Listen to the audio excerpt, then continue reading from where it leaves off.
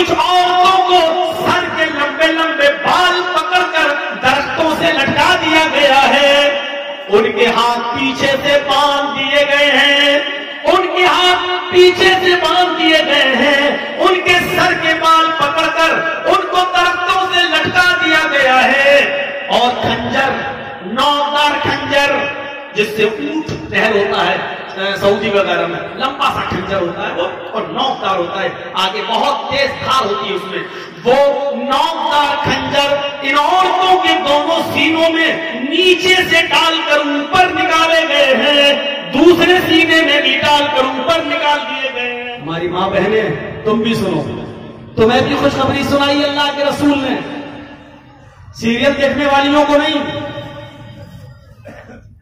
چڑیلوں کا ناٹک دیکھنے والیوں کو نہیں، الف بابا 40 چور دیکھنے والیوں کو نہیں، ساس بھی کبھی بہو تھی یہ دیکھنے والیوں کو نہیں، تم نفلی روزے رکھتی ہو، شوہر سے اجازت لیتی ہو نہیں، رات بھر نماز پڑھتی ہو، عبادت کرتی ہو، ہاں ایسی عبادت اللہ کے ہاں قبول نہیں ہوگی جو شوہر کو ناراض کرتی ہو، ایسے روزے تمہارے قبول نہیں ہوں گے جو شوہر کو ناراض کرتے ہو۔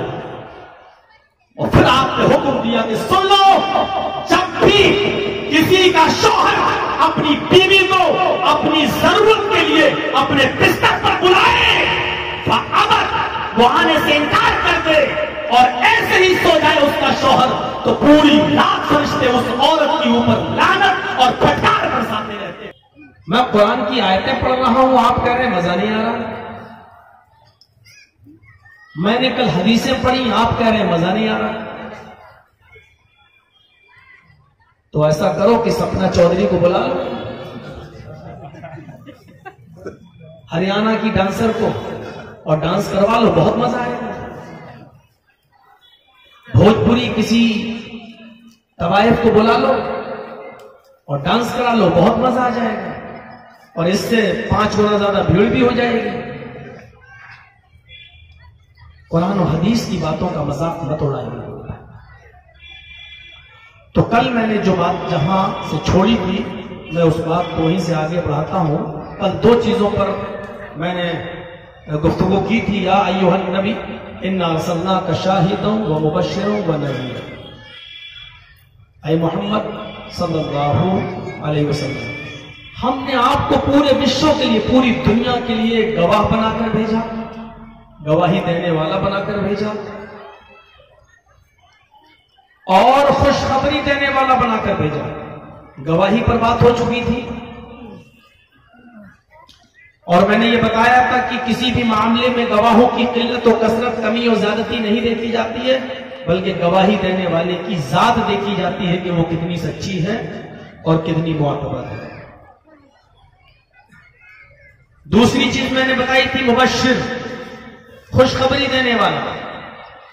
اچھے کام کرنے پر ہمارے نبی محمد صلی اللہ علیہ وسلم لوگوں کو جنت کی خوشخبری دیتے ہیں، اچھے کام کرنے والوں کو جنت کی خوشخبری سناتے ہیں۔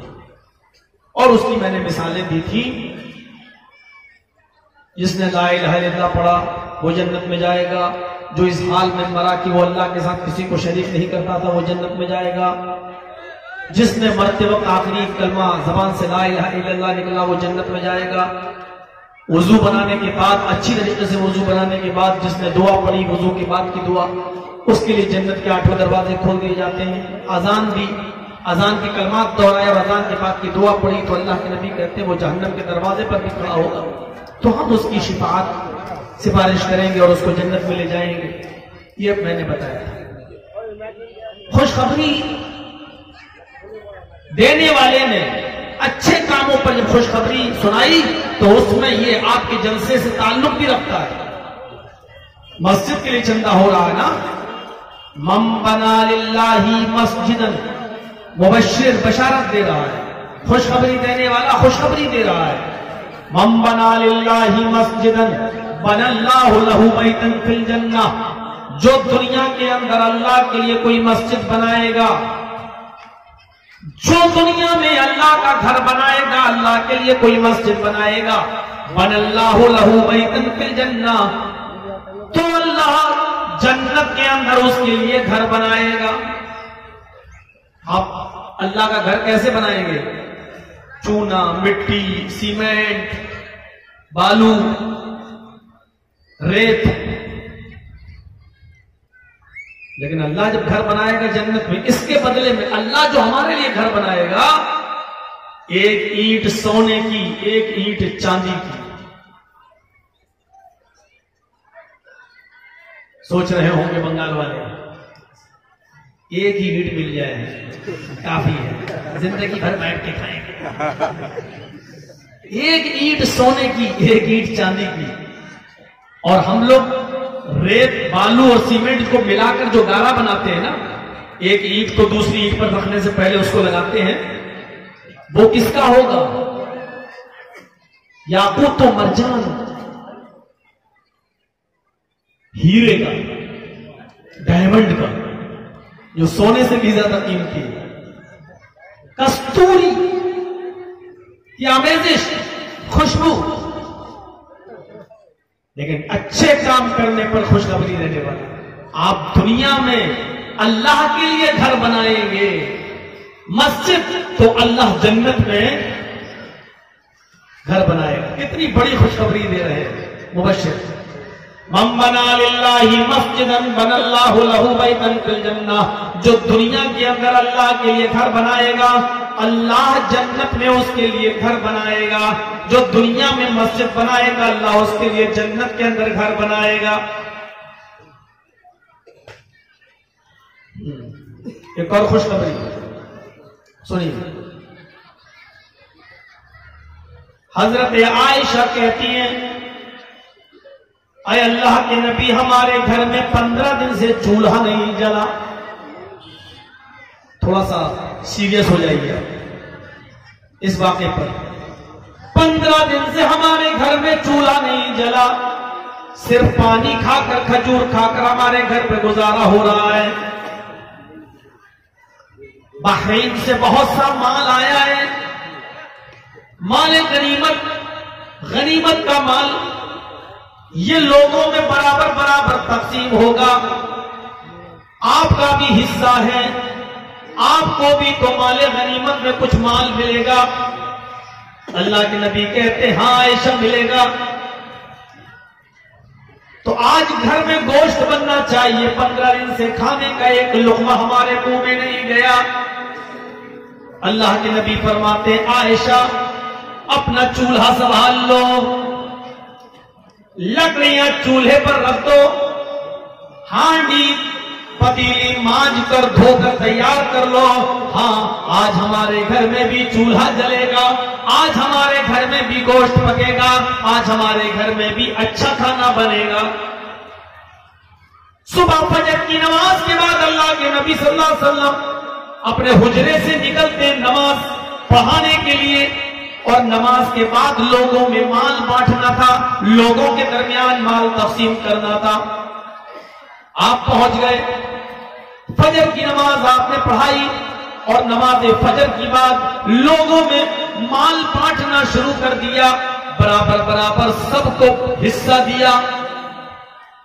نبی اکرم کو بھی حصہ ملا.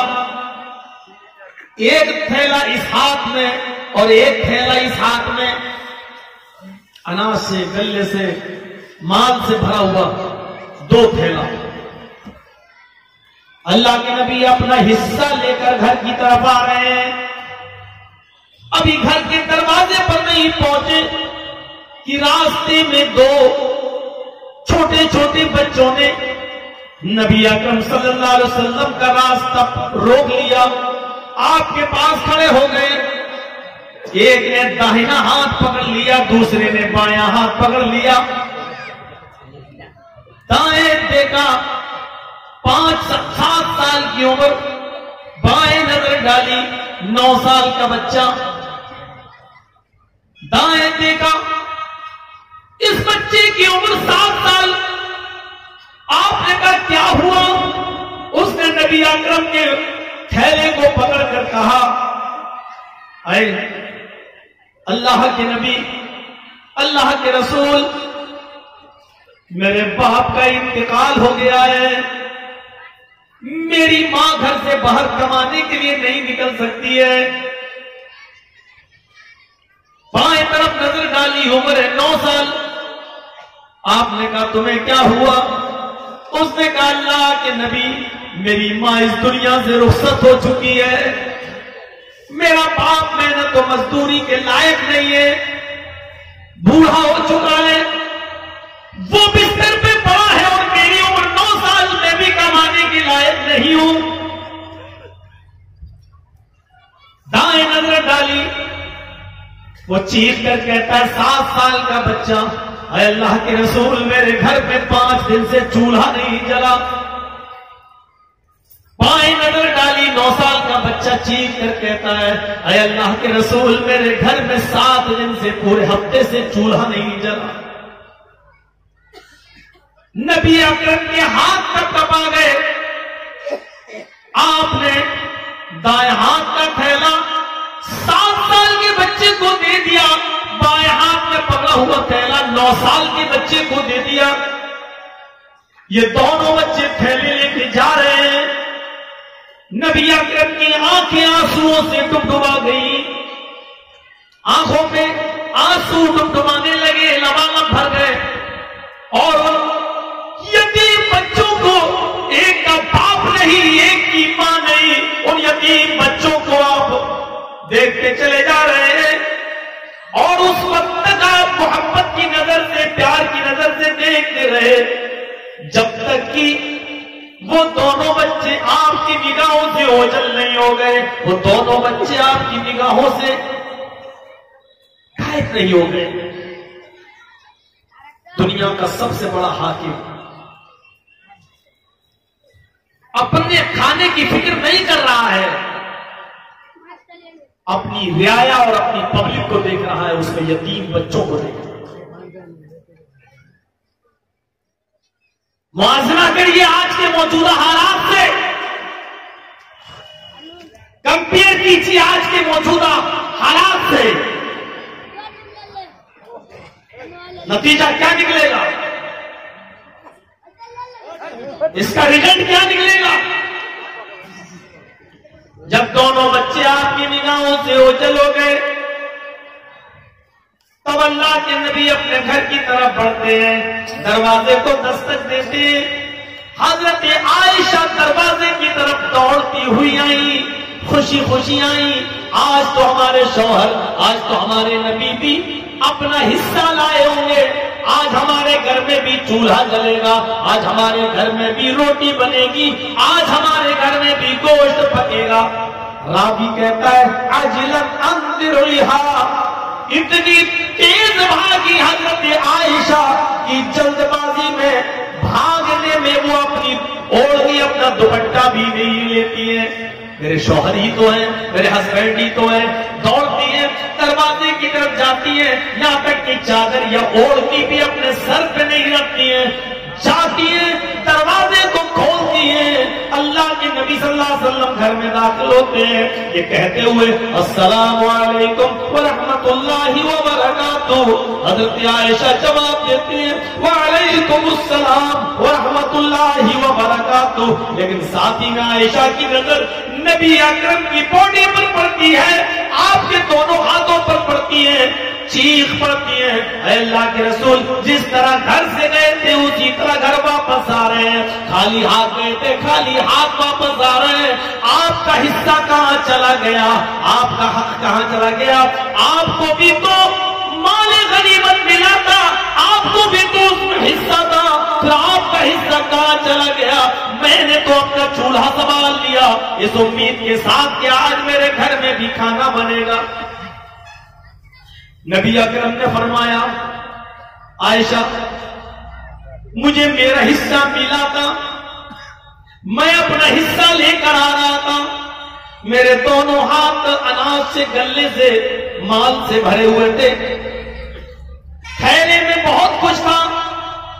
جیسے ہی میں گھر کے دروازے کے قریب آیا 2 چھوٹے چھوٹے معصوم بچوں نے میرا ہاتھ پکڑ لیا. ایک کی عمر 7 سال، دوسرے کی عمر 9 سال. ایک کا باپ اس دنیا میں نہیں، دوسرے کی ماں اس دنیا میں نہیں، ایک کے گھر میں 5 دن سے چولہا نہیں جلا اور دوسرے کے گھر میں 1 ہفتے سے چولہا نہیں جلا۔ ان کی رقت آمیز باتیں، ان کی دل دہلا دینے والی باتیں، اس نے محمد کے دل کو جھنجھوڑ دیا ہے، اس نے میرے دل کو جھنجھوڑ کر رکھ دیا ہے۔ میں نے ایک تھیلا ایک بچے کو دے دیا اور دوسرا تھیلا میں نے دوسرے بچے کو دے دیا۔ عائشہ صدیقہ کہتی ہیں اللہ کے نبی آپ نے بہت اچھا کیا، غلط نہیں کیا، یتیم بچوں پر رحم کیا، بہت اچھی بات ہے، لیکن ہم نے بھی تو چولہا سنبھال لیا تھا۔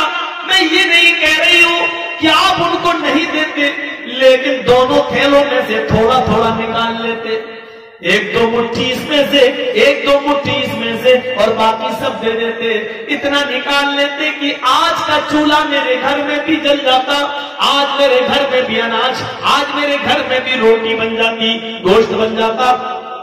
اللہ کے نبی فرماتے ہیں عائشہ میں نے یہ بھی سوچ لیا، میں نے یہ بھی سوچا کہ تھوڑا تھوڑا تھیلوں میں سے نکال لوں، لیکن میرے دل میں یہ خیال آیا اتنا تھوڑا سا ان یتیم بچوں کے لیے 1 دن مزید کام آ جائے گا، 1 دن مزید بڑھ جائے گا، ان یتیم بچوں کے لیے 1 دن کا اضافہ ہو جائے گا۔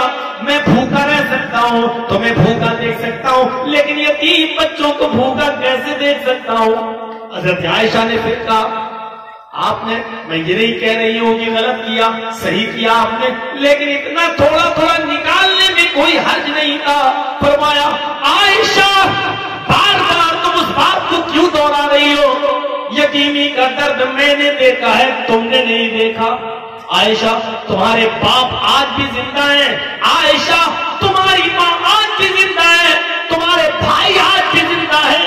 عائشہ تمہیں یتیمی کا درد نہیں معلوم، یتیمی کا درد مجھ سے پوچھو، میں پیدا بھی نہیں ہوا تھا، میری ماں اپنے پیٹ میں رکھے ہوئے تھی اور میں اپنے ماں کے پیٹ میں 7 مہینے کا تھا کہ میرا باپ اس دنیا سے مجھے چھوڑ کے چلا گیا۔ میرے پیدا ہونے سے پہلے ہی میری ماں بیوہ ہو گئی، میرا باپ مجھے اس دنیا سے چھوڑ کے چلا گیا۔ عائشہ جب میری عمر 6 سال کی ہوئی تو میں نے اپنی ماں کو بھی کھو دیا، اور جب میری عمر 8 سال کی ہوئی تو میرا دادا بھی اس دنیا سے چل بسا۔ یتیمی کا درد ہم سے پوچھو، میں جانتا ہوں، تمہیں کیا معلوم؟ یتیمی کس کو کہتے ہیں؟ یتیموں کا کیا حال ہوتا ہے، اس کی پرورش کیسے ہوتی ہے، اس کے مال و دولت پر پڑوسیوں کی کتنی خراب نظریں ہوتی ہے کہ اس کا باپ اتنی زمین و جائیداد چھوڑ گیا، بچہ چھوٹا ہے، چلو بھی قبضہ کر لیں۔ دنیا کی تمام حریص اور لالچی نگاہیں اس کے چھوڑے ہوئے باپ کے چھوڑے ہوئے مال و دولت پر ہوتی ہیں، کن ماحول سے وہ گزرتا ہے۔ حضرت عائشہ کہتی ہے پانی پیجئے، آپ اپنا غصہ ٹھنڈا کیجئے، میں آپ سے کچھ نہیں کہہ رہی ہوں، آپ کی طبیعت خراب ہو جائے گی۔ آپ نے پانی پیا اور پانی پینے کے بعد اتنے میں ظہر کی اذان کی آواز آ جاتی ہے، اللہ کے نبی ظہر کی نماز پڑھنے کے لیے مسجد میں جا رہے ہیں۔ ابھی حضرت عائشہ سے اتنی باتیں ہوئی ہیں، ادھر ظہر کی نماز پڑھائی، پھر صحابہ کرام نے پورا واقعہ بیان کیا، آج ایسا ہوا، آج ایسا ہوا، اور اس کے بعد آپ نے لوگوں کو جنت کی بشارت سنائی۔ لوگوں آج ان یتیم بچوں کے درد نے، ان کے دہلا دینے والے منظر نے مجھے بھی بھوچکا کر دیا ہے۔ سنو، یتیموں کے سر پر پیار سے ہاتھ پھیرنا، ان کی پرورش کرنا۔ پھر آپ نے فرمایا انا وکافل الیتیم فی الجنت کہاتین، اے لوگوں جو دنیا میں کسی یتیم کو پالے گا، کسی یتیم کو کھلائے گا، کسی یتیم کو پلائے گا، کسی یتیم کی خبر رکھے گا، اس کا کام کرے گا، اس کے کام آئے گا، اس کو پال پوس کر بڑا کرے گا، تو یتیم کو پرورش کرنے والا، یتیم کو پالنے پوسنے والا وہ اور میں اور یتیم کو کھلانے پلانے والا، یہ دونوں جنت کے اندر ایسے ہوں گے۔ پھر آپ نے اپنی دونوں انگلیوں کو ملا لیا، فرمایا ایسے ہوں گے جیسے یہ دونوں انگلیاں آپس میں ملی ہوئی ہے، یعنی وہ میرا پڑوسی بن کر رہے گا، وہ میرے ساتھ رہے گا، اس کا گھر میرے گھر سے چپکا ہوا ہوگا، یعنی وہ میرا پڑوسی بن کر رہے گا۔ اس طریقے سے خوشخبری دینے والا خوشخبری سنا رہا ہے، انا وکافل الیتیمی فی الجنتی کہاتین، میں اور یتیم کی کفالت کرنے والا، اس کو پالنے اور پوس کر بڑا کرنے والا، یہ دونوں جنت میں ایسے ہوں گے جیسے یہ دونوں انگلی آپس میں ملیں۔ مبشر بشارت دیتا ہے تو کبھی اس انداز سے بشارت دیتا ہے کہ بیمار ہے، مرض الموت میں مبتلا ہے، کون؟ محمد رسول اللہ صلی اللہ علیہ وسلم، بستر سے اٹھنے کی طاقت نہیں ہے۔ فاطمہ جب گھر میں آیا کرتی تھی تو اللہ کے نبی دوڑ کر ان کو اپنے سینے سے لگاتے تھے، ان کی پیشانی کا بوسہ لیتے تھے اور کہتے تھے کہ فاطمہ میرے دل کا ٹکڑا ہے، فاطمہ میرا لخت جگر ہے، جس نے میری بیٹی فاطمہ کو ستایا اس نے مجھے ستایا۔ لیکن آج حالت یہ ہے کہ بیٹی آئی لیکن آپ اٹھنے کے لائق نہیں ہے۔ اللہ کے نبی کے پاس آ کر بیٹھ گئی، آپ کو اٹھنے کی ضرورت نہیں۔ فرمایا بیٹی آج میں نے تجھے اٹھ کر اپنے پیروں پر چل کر تجھے سینے سے نہیں لگایا۔ کوئی بات نہیں ابو، آرام کیجیے۔ اپنے باپ کی حالت دیکھنے لگی، اٹھنے کے لائق نہیں ہے، سانسیں اکھڑنے لگی ہیں، مسواک کر رہے ہیں، مسواک داڑھی کے اوپر گر جاتی ہے۔ فاطمہ اس منظر کو دیکھتی ہے، نبی اکرم کی آنکھوں میں آنسو بھی ہیں۔ آپ کی بیٹی فاطمہ اس منظر کو دیکھتی ہے، چیخ پڑتی ہے، واہ کربا ابا، ہائے میرے ابو کی تکلیف، ہائے میرے ابو کی پریشانی۔ اللہ کے نبی نے دیکھا میری پریشانی سے میری بیٹی پریشان ہو گئی، فوراً پکڑا اور اپنے سینے سے لگایا اور کہا بیٹی صبر کرو، آج کے بعد تیرے باپ کو کبھی اتنی تکلیف نہیں ہوگی، آج کے بعد تیرے باپ کو کبھی اتنی تکلیف کا احساس نہیں ہوگا۔ فاطمہ سمجھ گئی کہ اب میرے باپ کا جانے کا دن ہے، تو اور رونے لگی اور کہنے لگی اے ابو جان یہ کیسی باتیں کر رہے ہیں؟ تو اللہ کے نبی صلی اللہ علیہ وسلم نے ان کا کان پکڑا اور ان کے کان میں فرمایا میری لخت جگر، میری بیٹی، تمہیں مایوس ہونے کی ضرورت نہیں ہے، تمہیں فکر کرنے کی ضرورت نہیں ہے۔ اے میری بیٹی، اے میری لخت جگر، میرے باپ پیچھے پیچھے تم آ رہی ہو، میرے اہل بیت میں، میرے خاندان میں سب سے پہلے مجھ سے جو ملے گا وہ تم ملو گی۔ حضرت فاطمہ نے یہ جملہ سنا تو وہ مسکرا دی، لیکن پھر اپنے باپ کی تکلیف کو دیکھ کر پھر بے چین ہو گئی، تو آپ نے اپنی بیٹی کو خوشخبری سنائی، پکڑا اور ان کے کان میں کہا فاطمہ، ابھی جبریل نے میرے کان میں آ کر کہا فاطمہ سے کہہ دو، فاطمہ گھبراؤ نہیں، تمہارا باپ بہت اچھی جگہ پر جا رہا ہے، لیکن یاد رکھنا فاطمہ، سنو اللہ نے تمہارے لیے کیا خبر بھیجی ہے۔ اللہ نے کہا جبریل محمد صلی اللہ علیہ وسلم سے کہہ دو کہ نبی اکرم آپ اپنی بیٹی سے کہہ دو، کیا کہہ دو کہ اللہ نے یہ لازم کر دیا، اللہ نے یہ فرض کر دیا، اللہ نے اس بات کو قائم کر دیا، کیا کہہ دو فاطمہ سیدۃ نساء اہل الجنہ، فاطمہ سے کہہ دو کہ اللہ تعالیٰ نے تمہیں جنت کی تمام عورتوں کا سردار بنا دیا، جنت کی تمام عورتوں کا سردار۔ مبشر بشارت دیتا ہے تو اس طریقے سے خوشخبری سناتا ہے۔ مبشر جب بشارت دیتا ہے تو اس طریقے سے بشارت دیتا ہے کہ صحابہ کی ایک ٹیم بیٹھی ہے، آپ نے پوچھا من اصبح منکم اليوم صائما، آج کس نے روزہ رکھا، آج کون روزے سے ہے؟ روزہ فرض نہیں، وہ تو سب پر فرض ہے، نفلی روزہ۔ کس نے روزہ رکھا؟ ابو بکر اٹھے، کتنے مجمع میں ابو بکر اٹھے، کیا کہا؟ انا یا رسول اللہ، میں نے۔ آپ نے کہا الحمدللہ ماشاءاللہ، بیٹھ جاؤ۔ من اطعم منکم اليوم مسکینا، اب بتاؤ تم لوگوں میں سے کس نے آج کسی بھوکے کو کھانا کھلایا؟ کوئی نہیں اٹھا، ابو بکر ہی اٹھے، دوبارہ بھی ابو بکر اٹھے، انا یا رسول اللہ، میں نے، اے اللہ کے رسول۔ اچھا آج روزہ بھی رکھا اور بھوکے کو کھانا بھی کھلایا؟ کہاں اللہ کے رسول میں روزے سے تھا، میرے حصے کا کھانا رکھا ہوا تھا، غریب آدمی میرے دروازے پر آیا، میں تو روزے سے تھا، مجھے کھانے کی ضرورت نہیں تھی، میں نے اپنے حصے کا کھانا اس بھوکے کو دیا۔ بیٹھ گئے۔ آپ نے کہا آپ بتاؤ،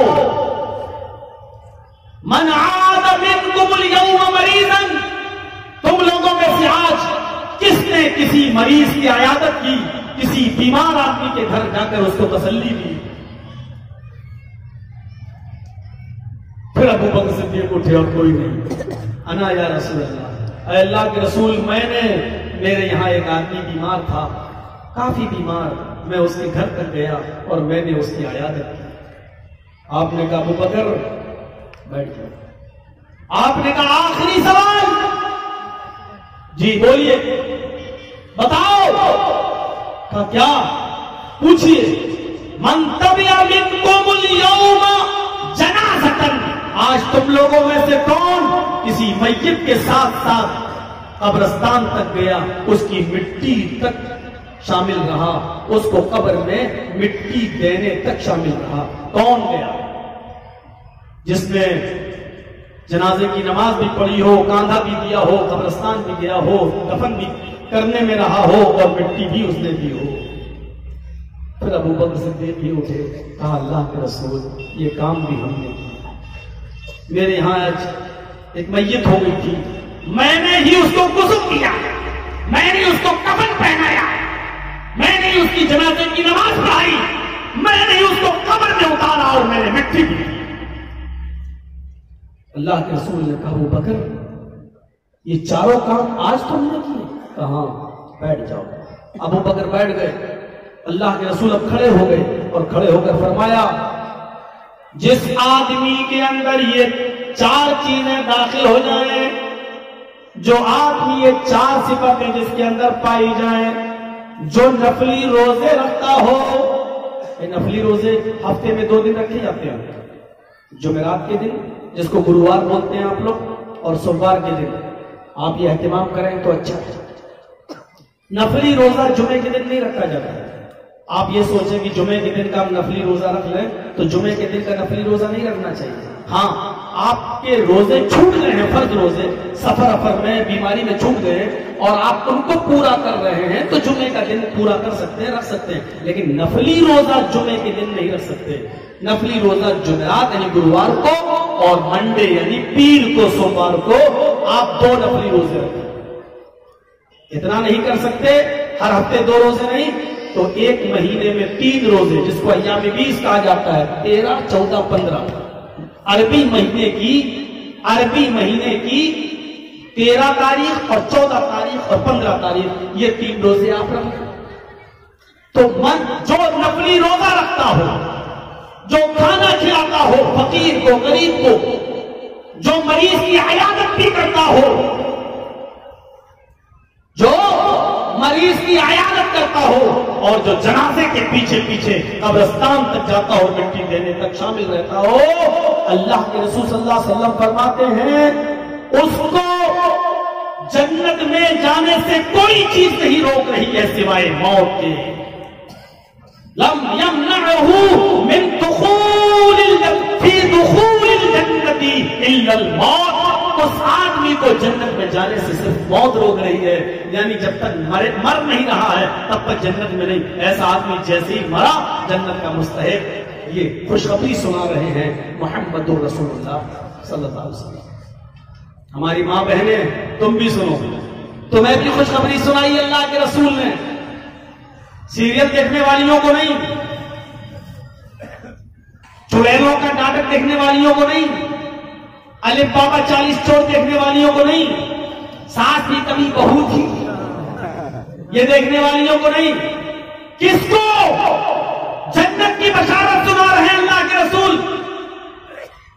ایوما امرأۃ اذا صلت خمسها وصامت شهرها واحسنت فرجها واطاعت بعلها، جو عورت 5 وقت کی نماز پڑھتی ہو، جو عورت 5 وقت کی نماز پڑھتی ہو، وصامت شهرها، رمضان کے پورے مہینے کے روزے رکھتی ہو، وَأَحْسَنَتْ فَرْجَهَا، اپنی شرمگاہ کی حفاظت کرتی ہو، اپنے شوہر کے علاوہ وہ کسی کے سامنے اپنے کپڑے نہ اتارتی ہو، موبائلوں پر باتیں نہ کرتی ہو، واٹس ایپ اور میسنجر اور فیس بک پر ان سے کانٹیکٹ نہ رکھتی ہو،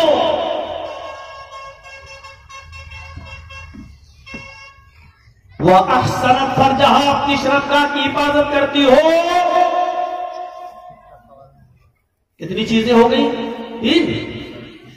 پانچوں وقت کی نماز پڑھتی ہو، رمضان کے روزے رکھتی ہو، وہ احسنت فرجہا، اور اپنے شرمگاہ کی حفاظت کرتی ہو، وہ اطاعت بعلہا، اور اپنے شوہر کی اطاعت، سیوا، خدمت کرتی ہو. جو عورت یہ چار کام کرتی ہے، اللہ کے نبی فرماتے ہیں فَلْتَدْخُلْ مِنْ أَيِّ أَبْوَابِ الْجَنَّةِ شَاءَتْ، اس عورت کو فرشتے 8 دروازوں پر کھڑے ہو کر بلائیں گے، ادھر آ، یہ دروازہ کھلا. دوسرا فرشتہ کہے گا نہیں ادھر سے، یہ دروازے سے جا. تیسرا نہیں، میرا دروازہ کھلا، آ میرے دروازے سے جا. 8 دروازوں پر کھڑے فرشتے پکار رہے ہوں گے اور آواز آئے گی، اے عورت تو آزاد ہے، تو جس دروازے سے داخل ہونا چاہ چلی جا، کسی کی بات ماننے کی ضرورت نہیں ہے، تو اپنی مرضی سے تجھے جو دروازہ پسند آئے تو اس دروازے سے داخل ہو جا. فَلْتَدْخُلْ مِنْ أَيِّ أَبْوَابِ الْجَنَّةِ شَاءَتْ، تو جس دروازے سے جانا چاہے چلی جا. کس کو؟ پانچوں وقت کی نماز پڑھنے والی کو.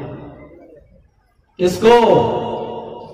عورتیں نماز پڑھی ہے، لیکن ایک بات اور یاد رکھیے،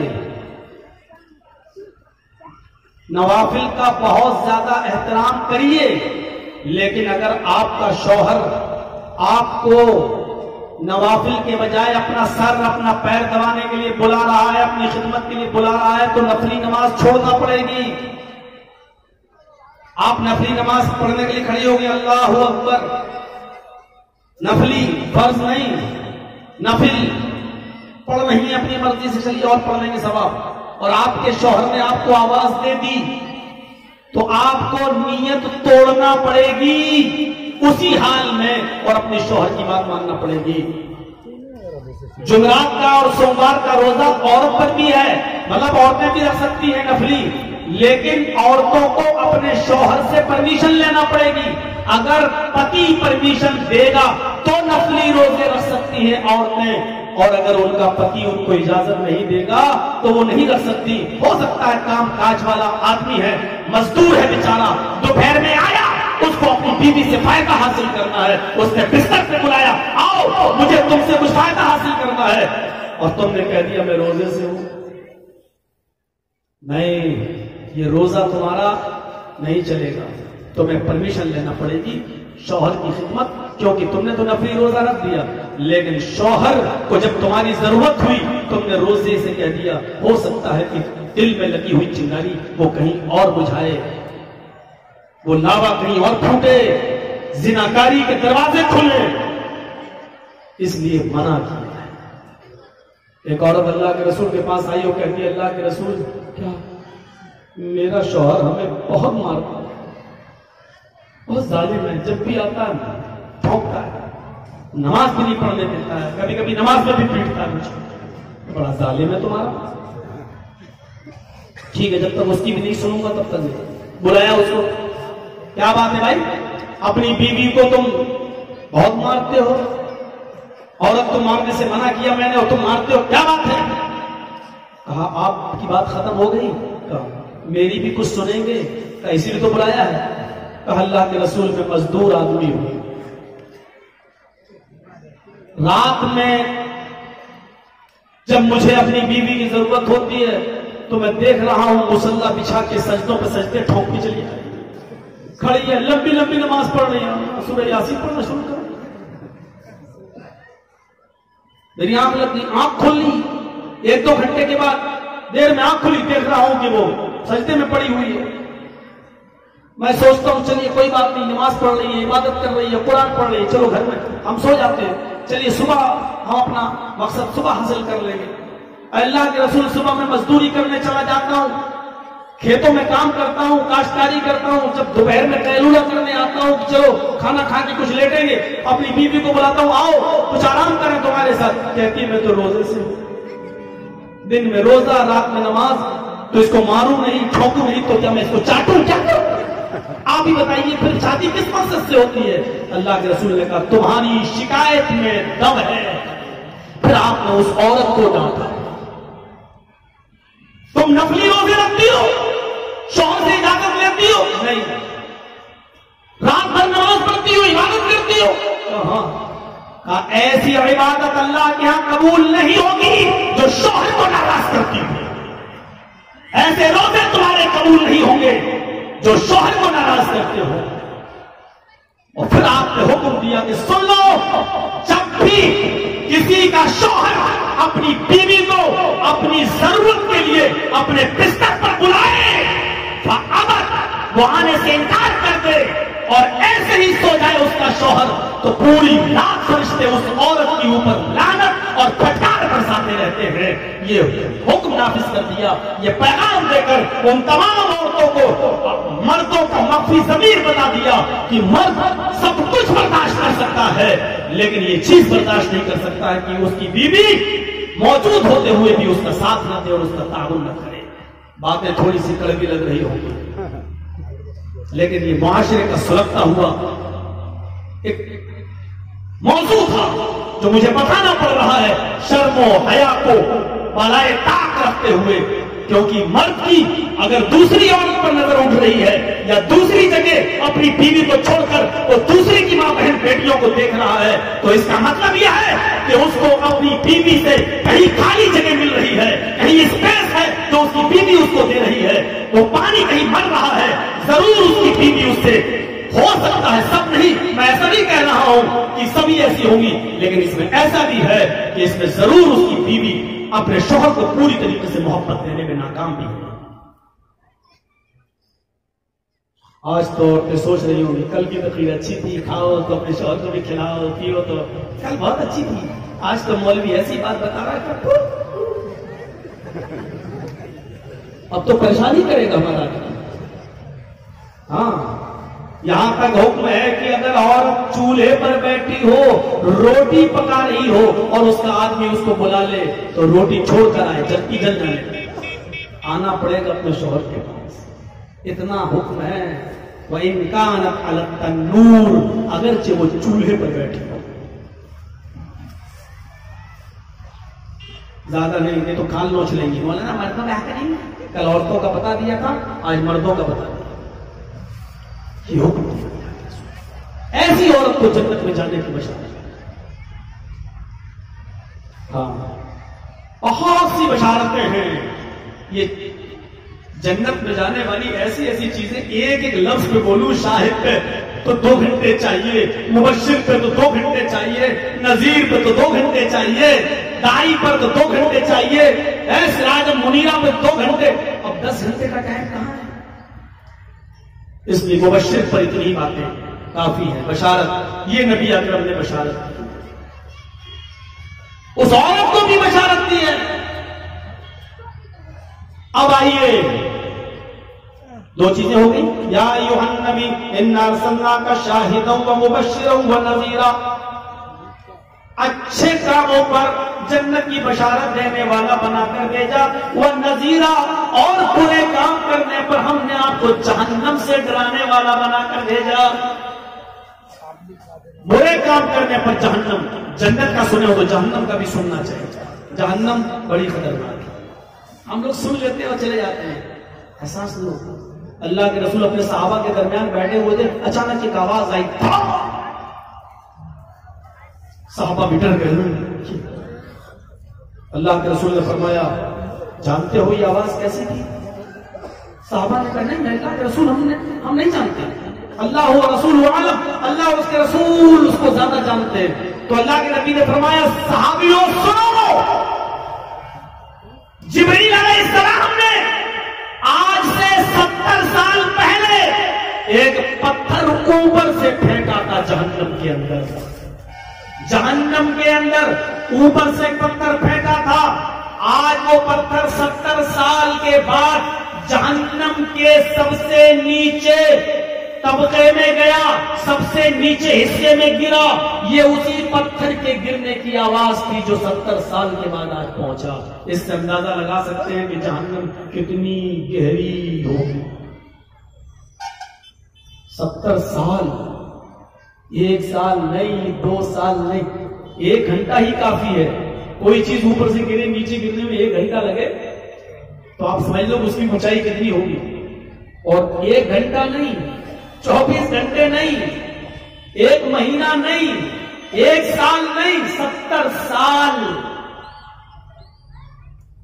آسمان میں ابھی بھی ایسے ستارے موجود ہیں، ایسے سیارے، ایسی کہکشائیں موجود ہیں جن کی روشنی زمین پر آنے میں 3 ارب سال لگتے ہیں۔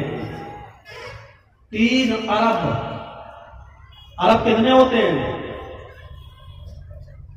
یہ ہم نہیں بتا پائیں گے، سمبت پاترا بتائے گا 3 ارب کتنے ہوتے ہیں۔ 100,000 کا 1 لاکھ، 100 لاکھ کا 1 کروڑ، 100 کروڑ کا 1 ارب، 300 کروڑ کا 3 ارب۔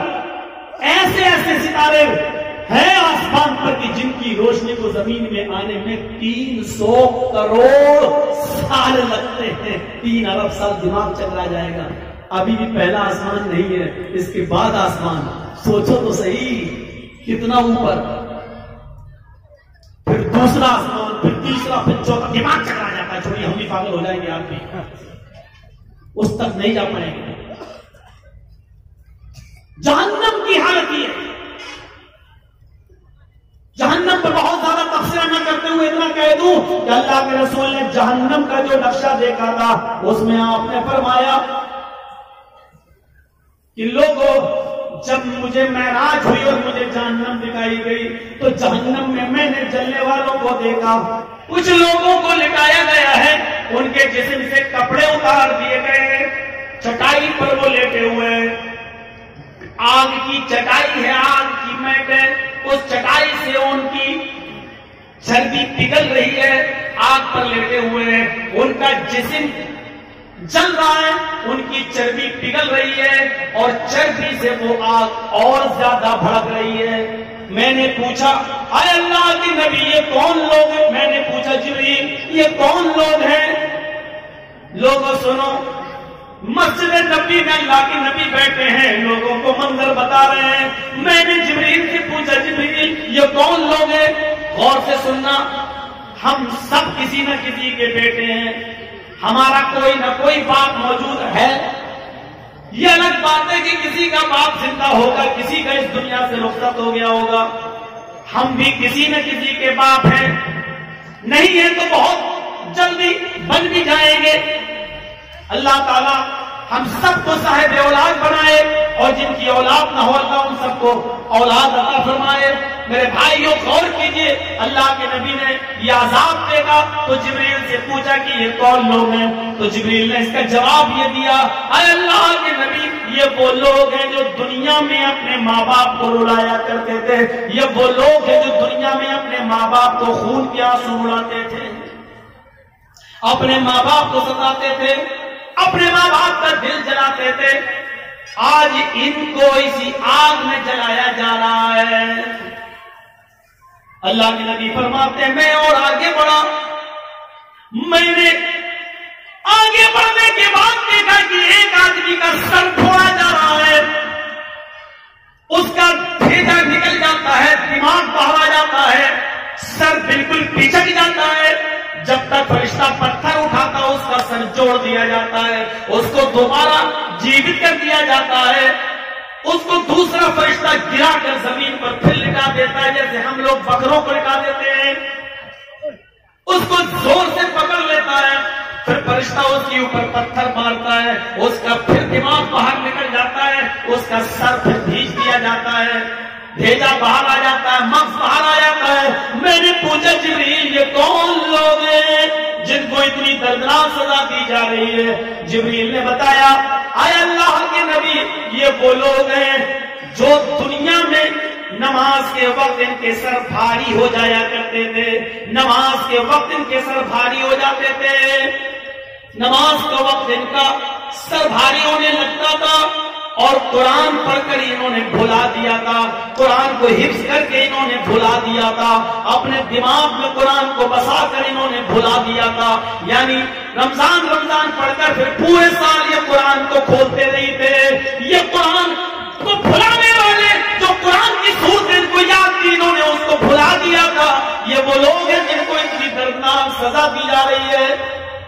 نماز کو پڑھتے تھے لیکن نماز کے وقت سر بھاری ہو جاتے تھے، یہ تو ان کا عذاب ہے جو نماز پڑھتے تھے، لیکن اذان ہو رہی پڑھ لیں گے، تھوڑی دیر بعد اٹھے نا پانی وضو جماعت نکل گئی، اب گئے نماز پڑھ کے آ گئے، نماز تو پڑھی ہے لیکن نماز کے وقت سر بھاری ہو گیا۔ اچھا میچ دیکھ رہے ہیں انڈیا پاکستان کا، ٹھیک ہے، اذان کی آواز، ارے یار 2 اوور رہ گئے ہیں، بڑے کانٹے کا میچ چل رہا ہے، دیکھتا ہوں کون جیتتا ہے۔ نماز نہیں پڑھنے جا رہے، میچ دیکھنے میں لگے، کیرم بورڈ کھیلنے میں لگے، جب گیم پورا تب گئے ہم نماز پڑھنے۔ نماز تو پڑھ رہے ہیں لیکن بے ٹائم جماعت چھوڑ کر اذان کی آواز سننے کے باوجود بھی مسجد کی طرف نہیں گئے۔ یہ ان کا عذاب ہے جو نماز پڑھ رہے ہیں لیکن ٹائم پہ ٹائم، لیکن جو نماز بالکل پڑھتے ہی نہیں یا صرف جمعے ہی کے دن مسجد میں جاتے ہیں، ان کا کیا عذاب ہوگا اللہ عالم، یہ اللہ پہ۔ یہ ان کا عذاب ہے جو 5 وقت کی نمازی ہیں، فجر بھی پڑھتے ہیں لیکن سورج نکلنے کے بعد جماعت چھوڑ کر یہ سر پیٹا جا رہا ہے، ٹھوکا جا رہا ہے، مارا جا رہا ہے، کچلا جا رہا ہے، بھیجا نکالا جا رہا ہے، یہ ان کا عذاب ہے جو نماز ٹائم پہ ٹائم پڑھتے تھے۔ جو پڑھتے ہی نہیں ان کا عذاب کیا ہوگا جرجیس کو نہیں معلوم۔ آگے چلیے، میں کچھ اور آگے بڑھا، میں نے دیکھا کچھ لوگوں کو پیڑ پر الٹا لٹکا دیا گیا ہے اور فرشتہ ان کے منہ میں ڈنڈا لاٹھی لے کر ان کے منہ میں داخل کر کے پیٹ سے کھانا نکال رہا ہے، زمین پر گر رہا ہے۔ میں نے پوچھا جبریل یہ کون لوگ ہیں؟ فرمایا یہ وہ لوگ ہیں جو رمضان کے مہینے میں کھاتے پیتے تھے ٹہل ٹہل کر، یا اپنے گھروں میں یہ رمضان کے روزے نہیں رکھا کرتے تھے۔ یہ وہ لوگ ہیں جو رمضان کے مہینے میں دنوں میں کھایا کرتے تھے۔ میں کچھ اور آگے بڑھا، میں نے دیکھا کہ خون کا تالاب ہے، اس میں بدبو آ رہی ہے اور اس میں کچھ لوگ گوتا لگا رہے ہیں، تیر رہے ہیں، سوئمنگ کر رہے ہیں اور بدبودار خون پی رہے ہیں۔ وہ بدبو سے بچنے کے لیے کنارے آتے ہیں، فرشتہ ایک پتھر ان کے سر پہ مارتا ہے، وہ پھر بیچوں بیچ خون کے تالاب پہ، خون کی ندی میں چلے جاتے ہیں، پھر کنارے آتے ہیں، پھر ان کو بیچوں بیچ کر دیا جاتا ہے۔ میں نے پوچھا جبریل یہ سڑے ہوئے بدبودار خون کو پینے والے کون لوگ ہیں؟ جبریل نے بتایا اے اللہ کے نبی یہ وہ لوگ ہیں جو دنیا کے اندر سود کھایا کرتے تھے، پیاز کھایا کرتے تھے، 100 روپے کسی غریب کو دیتے تھے، 110 یا 120 اس سے وصول کرتے تھے۔ یہ وہ لوگ ہیں جو دنیا میں اپنے غریب بھائیوں کا خون چوسا کرتے تھے، سودی کاروبار کیا کرتے تھے، سود اور پیاز کا دھندا کیا کرتے تھے، 1000 دیتے تھے، 1500 لیتے تھے۔ یہ وہ لوگ ہیں جو دنیا میں سود کھایا کرتے تھے، پیاز کھایا کرتے تھے۔ اللہ کے نبی فرماتے ہیں میں کچھ اور آگے بڑھا، میں نے دیکھا کہ کچھ لوگ اپنے ہاتھوں میں پیالے پکڑے ہوئے، کٹورے لیے ہوئے، پیالے پکڑے ہوئے، اور دنیا میں جو طوائف تھی جو اپنے جسم بیچا کرتی تھی، طوائف جسم فروش عورتیں، ان کی شرمگاہ سے بدبودار پانی نکل رہا تھا۔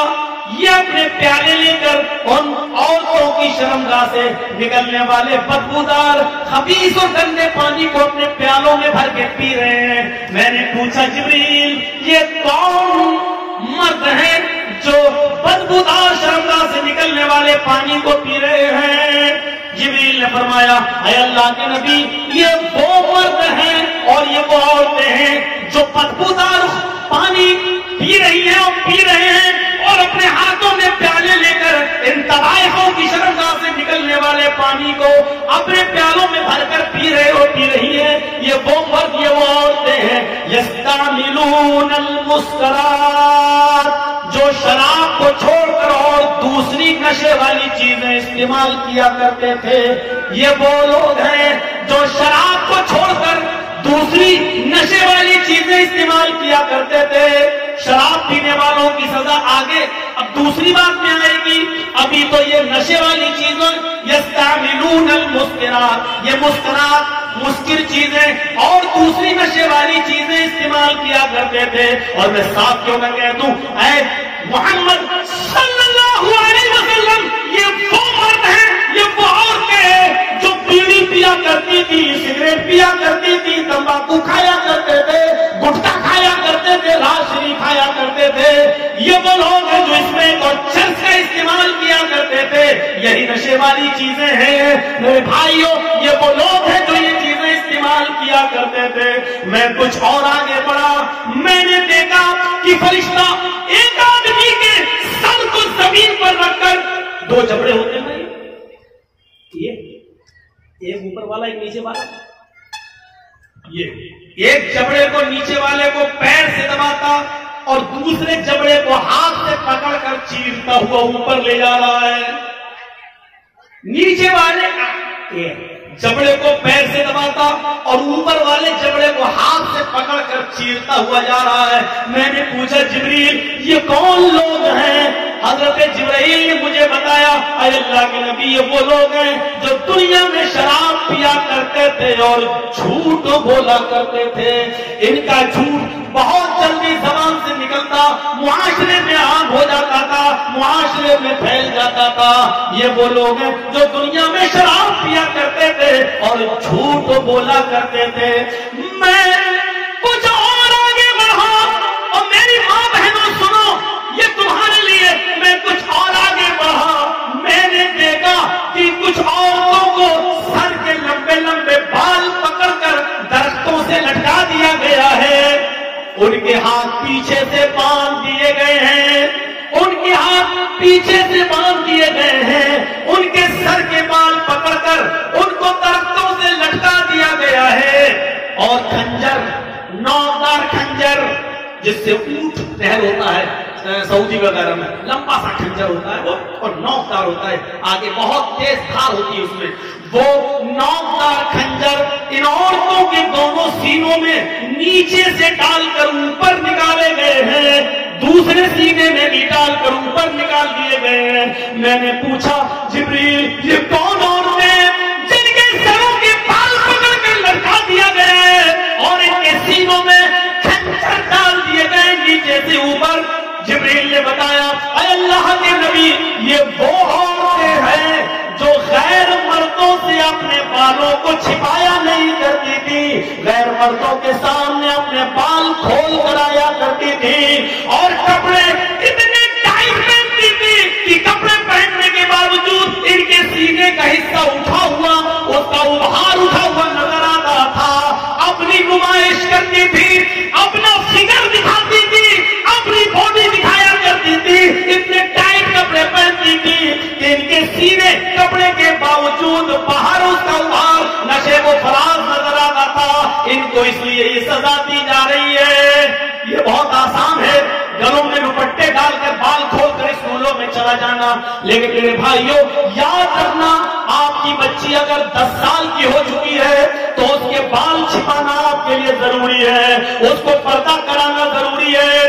10 سال کی لڑکی آج کے زمانے میں بالغ ہو جاتی ہے، 10 سال کی لڑکی اگر ہے تو اسلامی شریعت کے مطابق آپ کے اوپر ضروری ہو گیا ہے کہ آپ اس کو اسکارف پہنائیں، اس کے بال پوری طریقے سے چھپائیں، وہ 5 ٹائم کی نماز بھی پڑھے گی، وہ روزے بھی رکھے گی، وہ پردہ بھی کرے گی، غیر مردوں سے کے سامنے وہ آئے گی بھی نہیں، ان سے پردہ بھی کرے گی۔ میرے بھائیوں، اللہ کے نبی صلی اللہ علیہ وسلم فرماتے ہیں کہ مجھے جبریل نے بتایا کہ یہ وہ عورتیں جو پردہ نہیں کیا کرتی تھی، اپنے بال نہیں چھپاتی تھی اور اپنے سینے پر اوڑھنیاں نہیں ڈالا کرتی تھی، اتنے ٹائٹ کپڑے پہنتی تھی کہ سینے کا حصہ نشے و فراز دکھائی دیتا تھا۔ میں کچھ اور آگے بڑھا، میں نے دیکھا ایک گہرا گڈھا ہے، تندور کی طرح گہرا گڈھا ہے، اوپر سے تنگ ہے، نیچے سے چوڑا ہے، اوپر سے تنگ ہے، نیچے سے چوڑا ہے،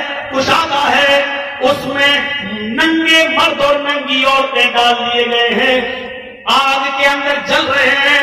جب وہ آگ کے انگارے شعلے اوپر آتے تو وہ ننگے مرد اور ننگی عورتیں بھی اوپر آ جاتی، جب وہ شعلے نیچے جاتے تو وہ ننگے مرد اور ننگی عورتیں بھی نیچے چلی جاتی۔ میں نے پوچھا، آئے جبریل، یہ ایک ساتھ ننگے مردوں کو اور ننگی عورتوں کو ڈال دیا گیا ہے، اور یہ ننگے مرد اور ننگی عورتیں اس تندور میں، اس گڈھے میں جل رہے ہیں، جل رہی ہیں، یہ کون ہے؟ اللہ کے نبی نے پوچھا تو جبریل نے بتایا، اے اللہ کے نبی، یہ وہ مرد ہیں، اے اللہ کے رسول، یہ وہ مرد ہیں جو اپنی حلال بیویوں کو چھوڑ کر حرام عورتوں کے پاس جایا کرتے تھے، اور یہ وہ عورتیں ہیں جو اپنے حلال شوہروں کو چھوڑ کر حرام مردوں کے ساتھ ناجائز تعلقات کرتی تھیں۔ اور بھی ہے، اتنا کافی ہے۔ کیسے ڈرایا اللہ کے رسول صلی اللہ علیہ وسلم نے؟ کیا ہے تو رکھیے نا اس کو، سوال جواب مفتیوں سے پوچھا کرو، میں مفتی نہیں ہوں۔ تو سنیے میرے بھائیوں، ہمیں غور کرنا چاہیے، کتنا بھیانک نقشہ کھینچا ہے۔ کیا سننے آئے تھے؟ یہ نہ سناؤ جلدی صاحب، ہم تو مودی اور امت شاہ کو سننے آئے تھے، افسوس کریں۔ یہ ہماری بدعمالیوں کا نتیجہ ہے جو آج ہم بھگت رہے ہیں۔ دیکھتے ہیں میرے بھائیوں، یہ تھا نذیرہ جہنم سے ڈرانے والا، آپ نے ڈرایا جہنم سے۔ اچھا ایک بات بتائیے، یہ جتنا بھی منظر بتایا ابھی ہم نے، یہ سب ہمارے معاشرے میں ہے کہ نہیں؟ بیڑی، سگریٹ، پان، تمباکو، گٹکا، راشری، اس میں کسی کو برا مت نہیں ماننا چاہیے۔ بہت سے مولوی بھی کھاتے ہیں۔ اب آ رہی ہے بات، تو آ رہی ہے، تو کیا مطلب ہے؟ اگر مولوی کھائے تو وہ چیز جائز ہو گئی۔ بہت سے لوگ بڑی آسانی سے کہہ دیتے ہیں سعودیہ میں ہو رہا ہے، تو سعودیہ کیا ہمارے لیے دلیل ہے؟ سعودیہ کا بادشاہ اگر نماز نہ پڑھے تو کیا مطلب؟ ہم یہ کہیں گے کہ ہم بھی نماز، کیوں سعودیہ نماز نہیں پڑھتا؟ ہمارے لیے دلیل نہیں ہے۔ اگر بیڑی، سگریٹ، پان، تمباکو میں نشہ نہ ہوتا تو گورنمنٹ سگریٹ کی ڈبی پر یہ نہیں لکھتی کہ cigarette smoking is injurious to health, یہ نہیں لکھتی کہ ہیلتھ کے لیے، تندرستی کے لیے نقصان دہ ہے۔ جو چیز تندرستی کے لیے نقصان دہ ہے، اللہ کے رسول صلی اللہ علیہ وسلم اس کو کھانے کی اجازت کبھی نہیں دے سکتے۔ جس کو تندرستی کو نبی اکرم نے ہزار نعمت کہا ہو، پھر اس تندرستی کو خراب کرنے والی چیزوں کو حلال یا جائز یا مکروہ کر دیں۔ یا اکرو مکرو ہم نے اپنے پاس سے نکالا ہے۔ اکرو مکرو کوئی چیز ہے ہی نہیں۔ مکرو کا مطلب کیا ہے معلوم ہے؟ کھانا تو نہیں چاہیے، اگر کوئی کھا لے تو حرج نہیں ہے، اس کا مطلب حلال ہے۔ کھانا نہیں چاہیے لیکن اگر کوئی کھا لے تو گناہ نہیں، حرج نہیں، اس کا مطلب یہ ہے کہ نبی اس کو ناپسند کرتے تھے لیکن اس کو حرام نہیں۔ جیسے پیاز، کچی پیاز، لیکن وہ حرام نہیں ہے۔ اللہ کے رسول نے اتنا فرمایا، تم لوگوں میں سے جو شخص کچی پیاز یا کچا لہسن کھا لے اس کو ہماری مسجد میں نہیں جانا چاہیے، نماز میں نہیں۔ کیوں؟ کچی پیاز یا کچا لہسن سے بدبو آتی ہے اور فرشتوں کو وہ بدبو بری لگتی ہے۔ تو اللہ کے رسول نے صرف کھانے سے منع نہیں کیا، بلکہ کیا کہا؟ کھا کر ہماری مسجد میں نہ جاؤ۔ 1 بجے اگر ظہر کی اذان ہوتی ہے تو 12 بجے آپ کھا لیجیے، آدھے گھنٹے میں ٹھیک ہو جائے گا۔ 20-25 منٹ اس کی بو رہتی ہے، یا پھر ظہر کے بعد نماز پڑھنے کے بعد آئیے کھانا کھائیے اس کے بعد آپ کھا لیجیے. مکروہ نہیں کا حلال ہے لیکن صرف نماز کے لیے جانے کے لیے کھا کر جانے کے لیے منع کیا. اب اس میں کوئی کہتے پیاز مکروہ ہے. مکروہ نہیں, پیاز حلال ہے. کچی پیاز کچا لہسن کچی مولی حلال ہے لیکن کچی پیاز کچا لہسن کچی مولی یہ چیزوں سے بدبو آتی ہے. ہم مسجد میں کھا کر نہیں جا سکتے ہیں. اب سوچو جب پیاز اور لہسن کھا کر نہیں جا سکتے تو بیڑی پہ بھی جا سکتے ہیں. چلو فیصلہ کرنا. بہت سے تو مولوی ہم نے ایسے دیکھے بنگالی میں اذان ہو رہی ان کو نماز بھی پڑھانا جلدی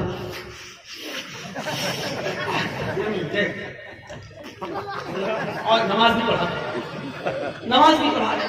ارے جب کچی پیاز اور کچا لہسن کھا کر آدھے گھنٹے تم مسجد میں نہیں جا سکتے بیڑی اور سگریٹ پی کے کیسے چلے گئے تم؟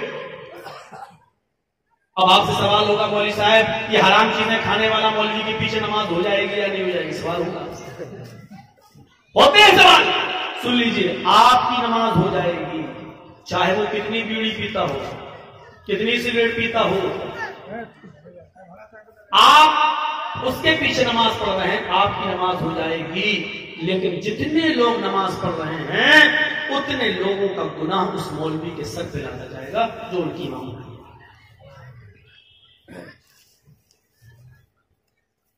بڑی سخت بات کہہ رہے ہیں مولانا صاحب, چھوٹی نہیں آتی. بہت برا نشہ ہوتا ہے دنیا سے. چھوڑو, رمضان کا مہینہ آنے والا ہے, 1.5-2 مہینے کے بعد صبح سے شام تک آپ بھوکے پیاسے رہیں گے, بیوی چھوٹ جاتی ہے. کوشش کرو عشاء کی نماز جیسی مغرب کے بعد آؤ مسجد سے نماز پڑھ کے تھوڑا سا لیٹ جاؤ گھر میں, بیوی کی بھوک اٹھے گی لیکن نہیں مت پیجیے, فوراً عشاء کی نماز پڑھنے چلے جاؤ, تراویح پڑھ کے سو جاؤ. چھوڑ سکتے ہو, آسان ہے لیکن نہیں. ہوتا کیا ہے مغرب سے صبح سے فجر سے مغرب تک تو خوب بھوکے پیاسے رہیں گے, روزہ بھی رکھیں گے, نماز بھی پڑھیں گے. اب امام صاحب مغرب میں نماز میں قرات لمبی کرتے تو پیچھے کمی جلدی کھڑا ہوں بہت بھوک لگ رہی ہے. اگر کہیں انہوں نے پڑھے الف لام میم ذالک الکتاب بولا دل میں ہو رہا تو اللہ پڑھ لے نہ دینا. جیسی نماز پڑھی السلام علیکم ورحمۃ اللہ السلام علیکم ورحمۃ اللہ فوراً بھاگیں گے باہر, نکالیں گے ماچس. دن بھر جس کو چھوڑا روزہ افطار کے بعد سب سے پہلا کھانا نہیں کھائیں گے گھر آ کے, سگریٹ نہیں چھوڑ. رمضان کے مہینے میں بھی اگر آپ اس کو نہیں چھوڑ سکتے تو کس مہینے میں چھوڑیں گے؟ سوچو. نذیرہ جہنم کے عذاب سے ڈرانے والا بنا کے بھیجا. کیسے ڈرایا آپ نے؟ جہنم کو 1000 سال تک جلایا گیا تو جہنم سفید ہو گئی, پھر 1000 سال تک اور جلایا تو جہنم سرخ ہو گئی, پھر 1000 سال تک جہنم کو اللہ تعالیٰ نے اور جلایا تو وہ جہنم سیاہ بالکل بلیک اور کالی ہو گئی. اور آج بھی کالی ہے, سوئی کے سوراخ کے برابر بھی. اگر جہنم کی دیوار سے اللہ تعالیٰ سوراخ کر دے, جہنم کی دیوار سے اگر اللہ تعالیٰ سوراخ کھول دے سوئی کے سوراخ کے برابر بھی, تو اس سے جو گرمی نکلے گی, جو جہنم کی دیوار سے جو گرمی نکلے گی اس کی گرمی سے پوری دنیا جل کر راکھ ہو جائے گی. اندازہ لگاؤ, سوئی کے سوراخ کے برابر اگر دیوار میں سانس ہو جائے اس کی گرمی سے پوری دنیا جل کر راکھ ہو رہی ہو تو وہ جہنم کی آگ کتنی خطرناک ہوگی. اللہ کے نبی نے یہ بھی فرمایا ایک لمحہ جہنم میں ڈال کر کسی کو نکال لو, ایسے ڈالو ایسے نکال لو. حالانکہ یہ بھی زیادہ ہو گیا, ایک لمحہ 1 سیکنڈ کا 10واں حصہ ہوتا ہے. ایک لمحہ یہ بھی زیادہ ہو گیا. دیکھیے ایک لمحہ بتا رہا ہوں, جو لوگ ٹی وی پہ دیکھ رہے ہیں ٹی وی پہ دیکھ رہے ہیں, یہ زیادہ ہو گیا, یہ دیر زیادہ ہو گئی. پھر سے دیکھیے گا, یعنی میری انگلی جب انگوٹھے پر آئے تب دیکھیے گا, یہ بھی زیادہ ہو گیا. اتنی دیر کے لیے اگر جہنم میں کسی کو ڈال کر نکال لیا جائے, اللہ کے نبی فرماتے ہیں